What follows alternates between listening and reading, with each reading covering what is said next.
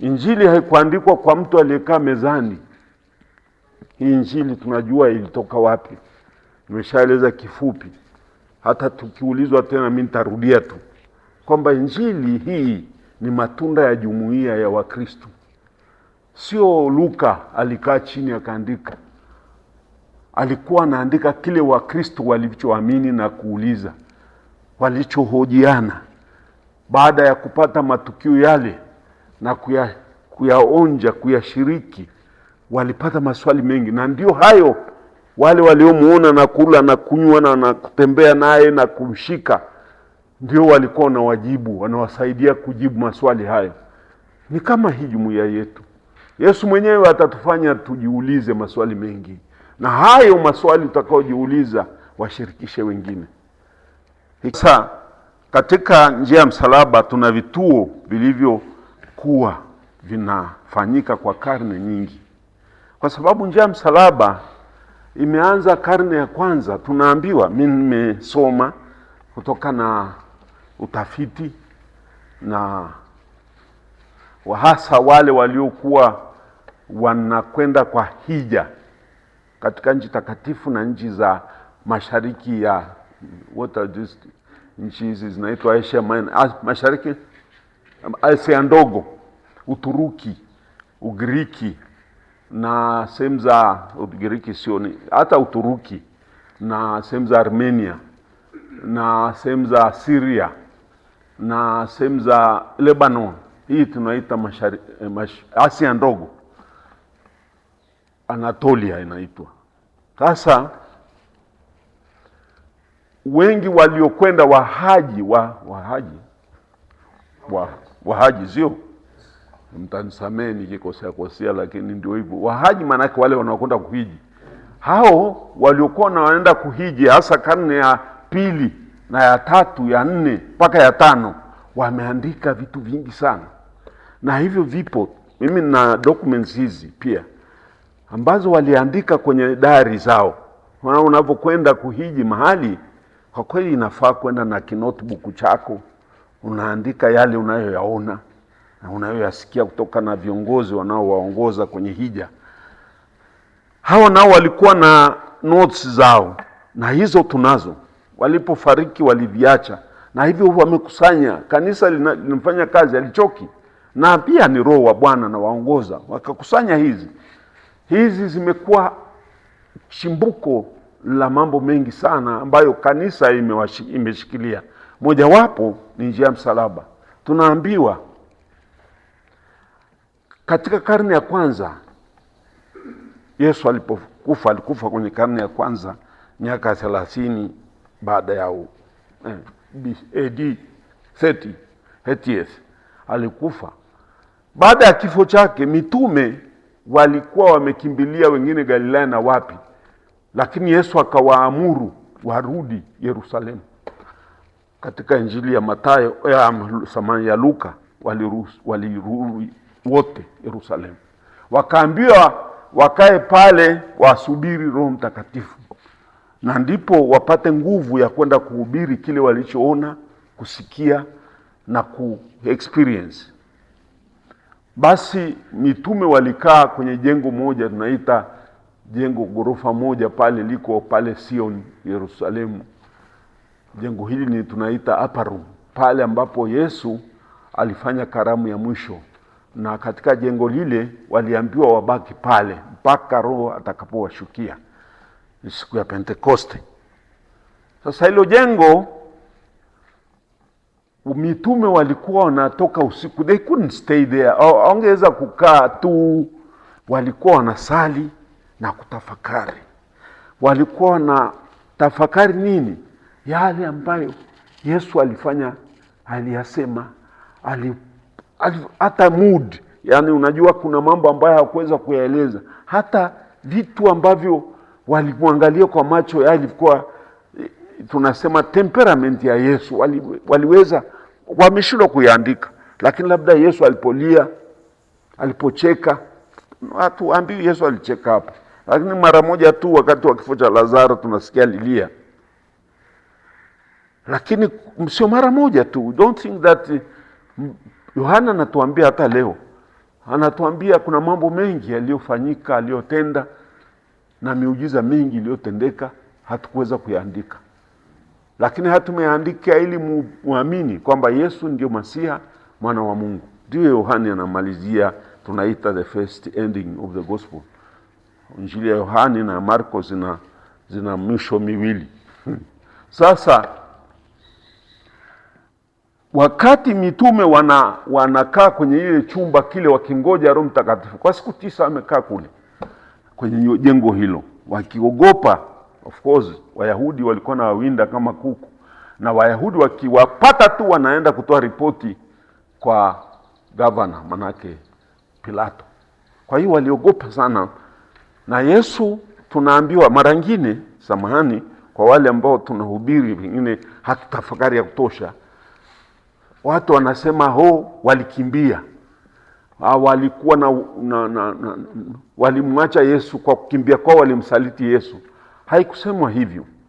Najua Yesu aliwaambia ondokeni, waliruhusiwa kuondoka.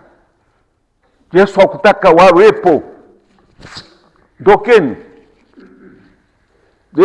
They left on the word of Christ himself in the garden.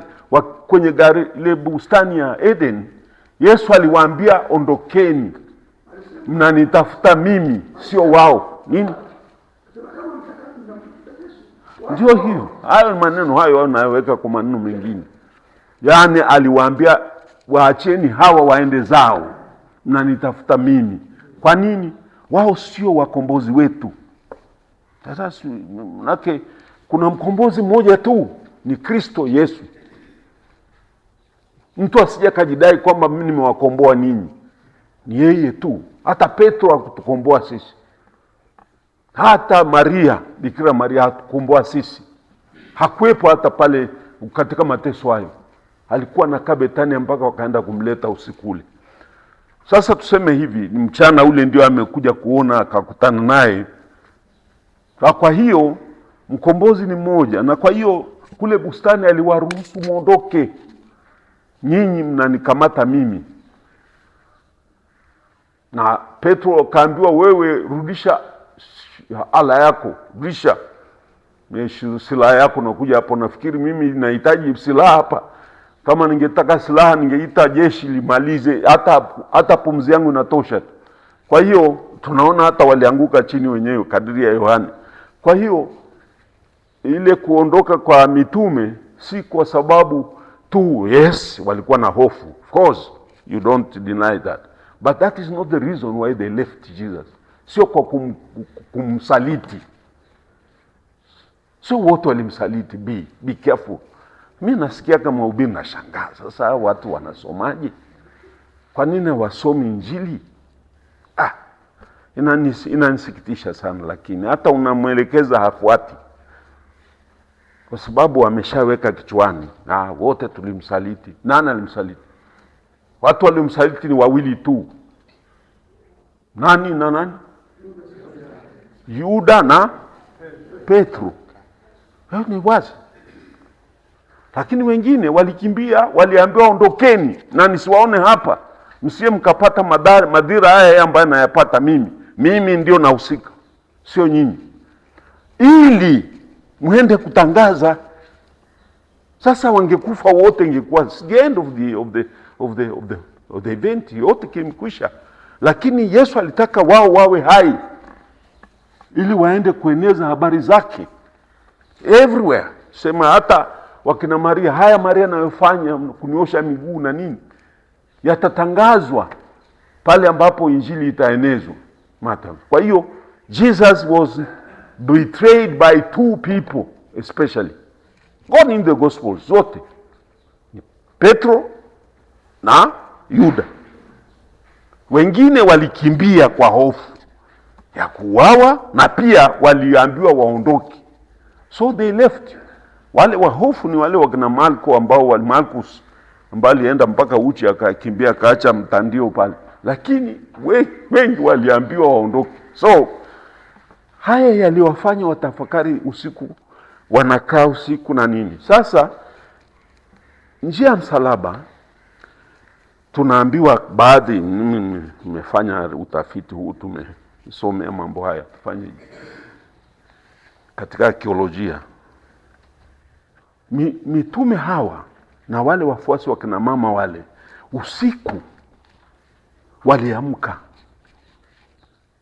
katika sala zao na tafakuri zao, waliamka bila shaka kiongozwa na Petro. Always Peter was the head.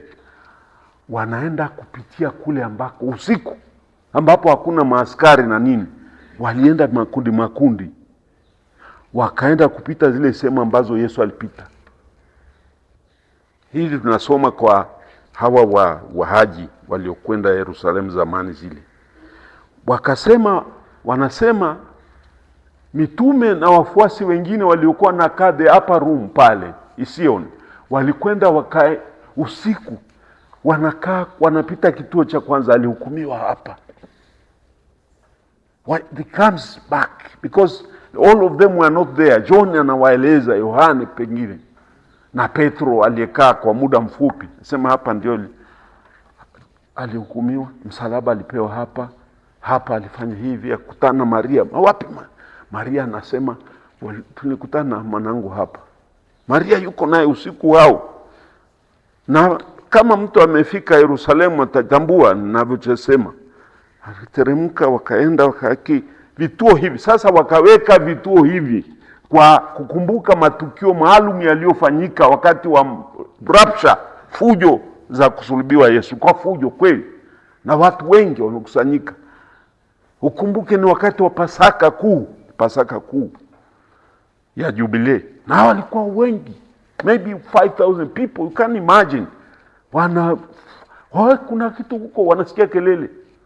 So kwa hiyo walienda wakaonyeshwa exactly, na ndio maana ile njia ya msalaba ya Yerusalemu iko mpaka leo, na ni ya miaka mingi, karne 18 20 iko pale, na ilikuwa imetrace, wameonyesha wale waliokuwepo, na mitume walikuwa wanafanya usiku njia yao ya msalaba mpaka kaburini.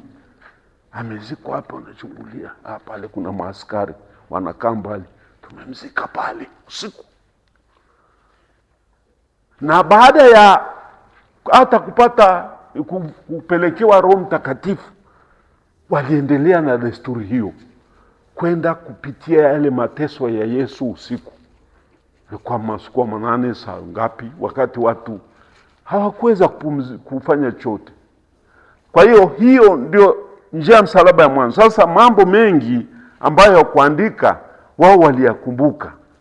Hapa ilitokea nini? Mmoja ambaye alikuwepo na baadhi ya wafuasi wa kina mama waliokuwepo wanawaeleza wenzao, hapa Yesu alilia kabisa. Hapa alianguka ikamponda kichwani. Hakuzimia, wakamkamata, piga mijeledi akaamka. Hapana, alikuwa na nguvu, lakini inaumiza. Wanaenda hivyo mpaka mara ya 3 mpaka kaburini.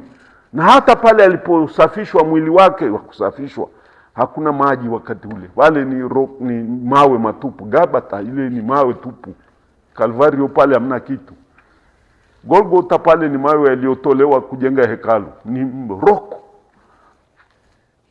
Wakamlaza pale, weka sanda, weka najua wakina Nikodemu na Yosefu walileta madini, wakamwekea yale ambayo yanakausha damu ile na kuondoa harufu, wakamwagia nyingi.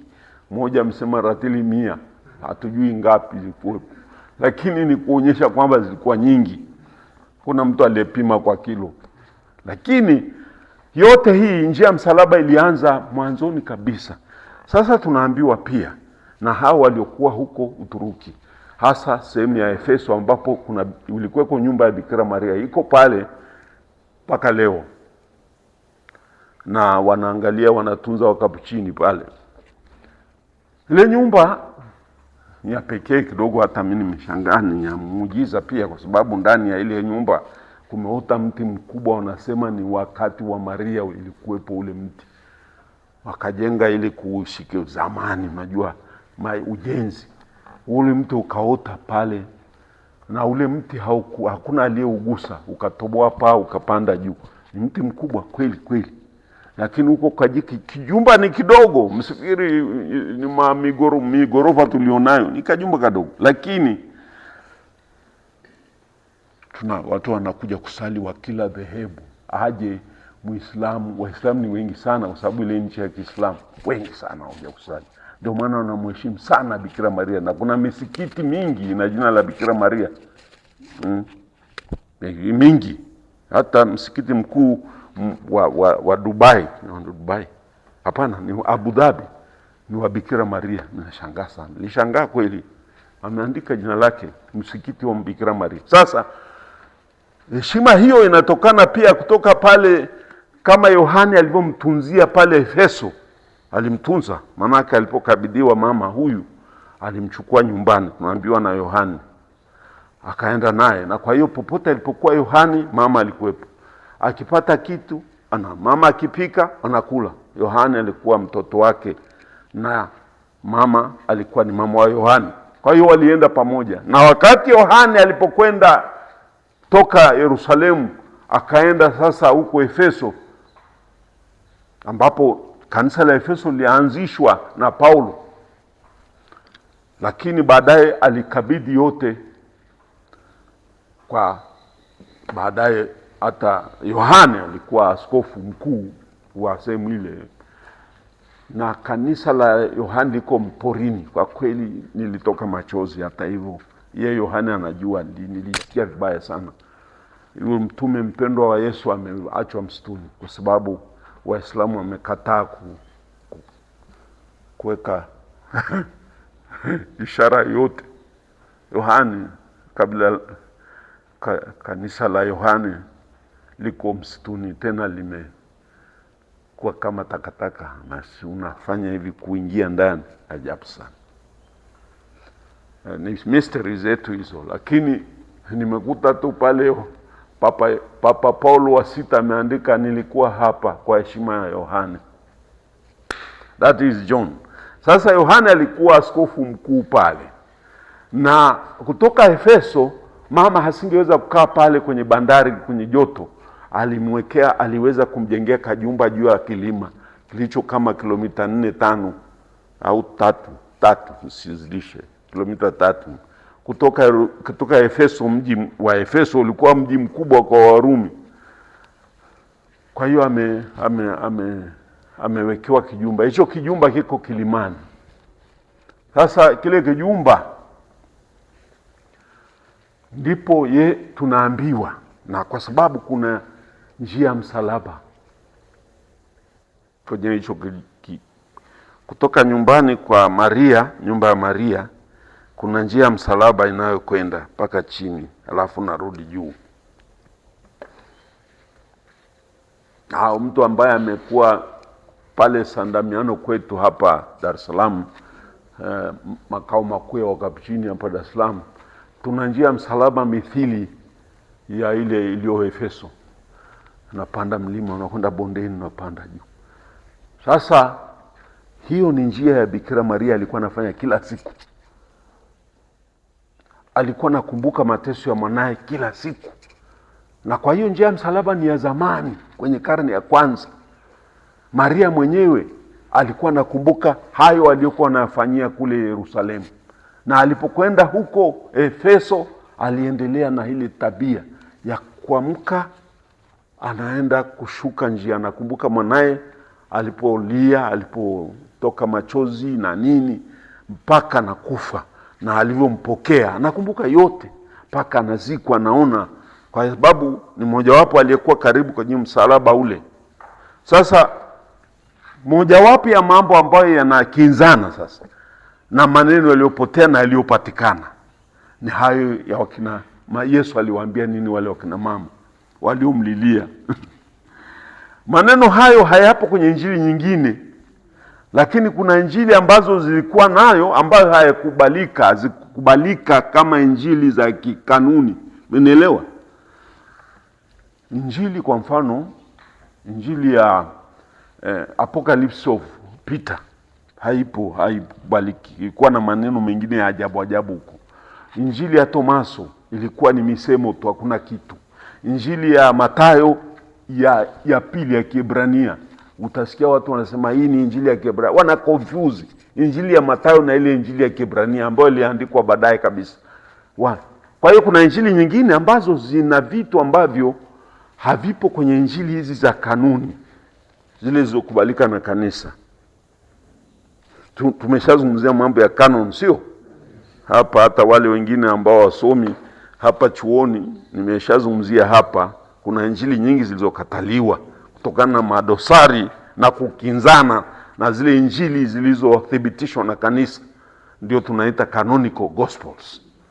Sasa katika canonical gospels kuna mambo mengine hayapo. Kwa nini? Kwa sababu injili kama nilivyowaambia ni matunda ya kanisa husika.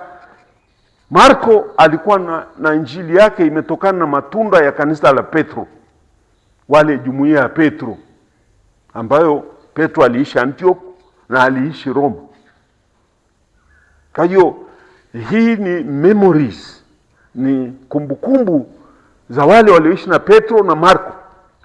Na kwa hiyo Marko alikuwa anamsikiliza Peter anamwambia andika hiki na hiki na hiki na hiki, na ndio injili ya Marko, na utakuta ni fupi kwa sababu ndio ya kwanza. Alafu ikawa injili nyingine kama Mathayo anaandika injili yake kwa jumuiya yake. Inaweza kuwa ni Antioch au hata Yerusalemu. Lakini anaandika miaka 30 au 40 baada ya kifo cha Yesu. Kwa hiyo ni injili hizi wengi waliosema maneno mengi, kwa sababu hata ukisema kitu hapa, mtu ambaye ni famous, mtu wa maana, akifa mahali maneno mengi yanazuka, na wengine wanajidai kwamba walikuwa karibu na huyu, nifanya naye kazi sana, alikuwa mwema sana, mpole sana huyu. Sasa unasikia habari hizi ambazo ni eulogies tunaziita, watu wanatoa sifa na nyingine ambazo za uongo. Kwa kweli alikuwa na mkarimu sana, ndiye alinifundisha kazi, kumbe hata hajamuona. Sasa katika habari za Yesu haya yalitokea pia, they are not new. Ni tabia ya mwanadamu kujikweza, hasa kama ni mtu famous, you would like to be associated with him, ungependa kuwa pamoja naye na uonekane, kumbe huyu alikuwa na Nyerere. Sasa ndio hivyo tulivyo. Sasa pia Yesu alikuwa, watu wale waumini wa kwanza walipata habari mbalimbali ambazo zilipotosha, nyingine za uongo, nyingine. Kwa hiyo kanisa lilichuja, na waliosaidia kuchuja nimeshawaambia waliitwaje? Waliokuwa wanasaidia kusahihisha habari ambazo si za kweli ni nani? You tell me please somebody. Hapa mimi sizungumze tu mwenyewe. Hapa kuna watu wanaojua vitu fulani hapa. Na nisiulize wanafunzi, maana atakuja kuacha kuja hapa, kwa sababu nimeshaona wengine wameacha kuja kwa sababu na wabana koo hapa. Lakini waliitwa manabii, itinerary prophets, waliitwa manabii wa kanisa, na walikuwa Antioch wengi tu. Tunaambiwa pale Antioch walikuwa manabii na walimu na mitume. They are known as manabii wa njiani, itinerary. Walikuwa wanatembea kutoka kanisa, makanisa yalikuwa ya familia. They celebrated the Eucharist or breaking of the bread in the house churches. Tunaita house churches, makanisa ya nyumbani. Na wao walienda huko, wanasikia kwa Ngowi kuna misa leo jioni, tunakwenda kumega mkate kwa John leo, kwa mzee John, kwa mama Maria, kwa mama na Atekla. Kwa hiyo wanaenda huko. Sasa kule walikuwa na, katika ibada za kwanza, kadiri ya maandiko yanatuambia, hasa the Constitution of the Apostles, wanatuambia kwamba walikuwa wanakuja, wanasali zaburi, wanafanya toba, soma maandiko, wanapata mtu ambaye anawatafsiria sawa na pia kuwaelezea, kufafanua. Alafu Baada hiyo wanamega mkate, wanakula pamoja. Halafu wanasali zaburi za shukrani na wanapata baraka kwa yule kiongozi wa meza. Mwishoni wanaenda nyumbani. Ndivyo ilikuwa ibada ya misa ilivyokuwa, na zipo kwenye maandiko, sio za kutunga, zipo. Na hata hii kanuni ya misa imetokana na maandiko hayo. Sasa katika mtu anapoanza simulizi hizi, anasikiliza wale wazee waliokuwa wafuasi wa Yesu lakini sio mitume. Tujue tutenganishe kati ya wale mitume 12, alafu kuna wale wafuasi 72 tunawasikia, au 70, sio? They have to be distinguished.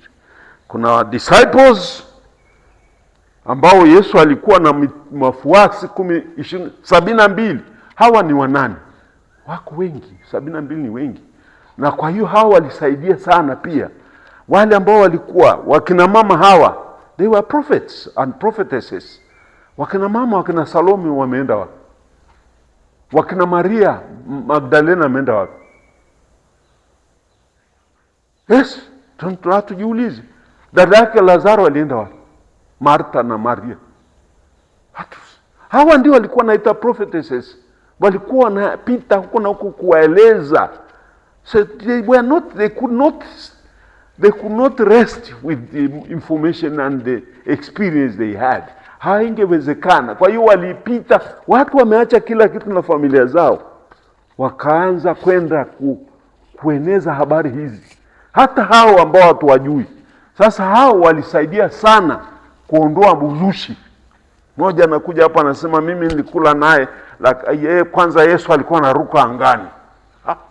Yule anasikiliza. Ziko hadithi hizi kwenye Injili hizi zinazozungumzia za ajabu ajabu. Yule ambaye tunamuita ni nabii, prophetess, anasema hapana, siku hii mimi nilikuwa naye pale Bethsaida, nilikuwa naye pale, hakuruka. Hapana, alitembea juu ya maji, hakuruka. Kweli? Kwa hiyo Yesu alitembea juu ya maji? Akasema ndivyo, hakuruka, alitembea juu ya maji. Na wote tulianguka. Hata Petro, muulize. Petro alidai kwamba namfuata juu ya maji, akamruhusu. Mwishoni akawa na wasiwasi, akazama. Ni kweli Petro? Akasema ndio. Hii mimi nashangaa sana, mmoja anasema aliruka. Aliruka wapi? Sasa wanasahihisha. Sasa kutoka masahisho hayo, na wale walikuwa eyewitnesses, mashahidi wa macho kuona, hawa walisaidia wakatunga hizi Injili. Sasa katika baadhi ya Injili, katika ibada hizi tunaziita ni devotionals, ni sacramentals, sio ni visakramenti. Njia ya msalaba sio sakramenti, ni kisakramenti. Kwa hiyo sio sakramenti, ni kisakramenti. Katika visakramenti vingine kuna maneno, kuna habari ambazo zimepatikana kwenye baadhi ya vitabu ambavyo havipo katika Injili. Kwa hiyo mojawapo ni kule mambo ya Veronica. Wewe umepata jina la Veronica wapi? Hapa nilikuwa na mmoja na defend doctorate yake, nilikuwa na maswali ya kumhoji. Nikamkamata I could not allow it, but of course. Veronica ulimpata wapi? Neno hili jina lake lakini kwenye kituo cha 4 nafikiri, sio?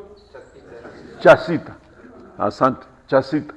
Anatajwa pale solemnly, Veronica, na uso wa Yesu na kitambaa na ujasiri wa Veronica. Ujasiri tuseme tuache tu.